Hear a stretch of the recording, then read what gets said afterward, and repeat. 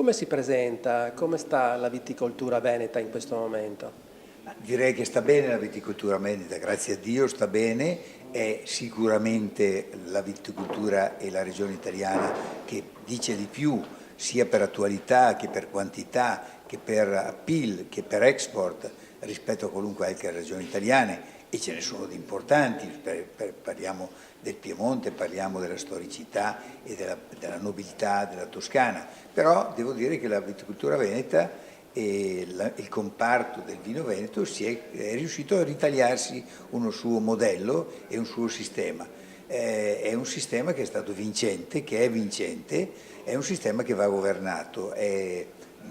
Per certe nostre denominazioni ormai è un consolidato, c'è una storia, eccetera. Diciamo che per i due cavalli di battaglia forti che sono il Prosecco e il Pinot Grigio, il successo è stato imperioso ma anche troppo veloce e va governato, va gestito. Il governo dovrebbe essere appunto il sapergli dare il valore che merita, il valore che deve essere un valore di territorio che si trasforma nel valore del vino e il valore del vino che richiama il valore del territorio.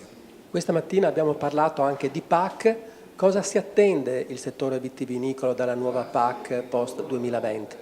Allora, il settore vinicolo si attende appunto di ragionare in termini regionali, in termini di superfici locali che hanno una caratteristica unica, ma anche con un equilibrio di sistema che sia europeo e sia nazionale, perché non si può correre ognuno a destra o a sinistra, bisogna andare tutti convergere in un certo sistema, anche perché la competizione del nuovo mondo non è da sottovalutare, è una competizione molto forte, è una competizione che ha dei mezzi, è una competizione che sul piano del marketing ha degli attu molto forti, lavorano su poche varietà,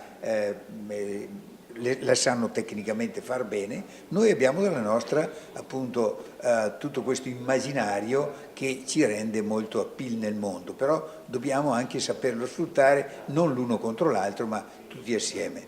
Ecco, il secondo punto è noi dobbiamo aver bisogno e abbiamo bisogno pertanto che continui anche l'aiuto che ci è dato dalla comunità nella promozione.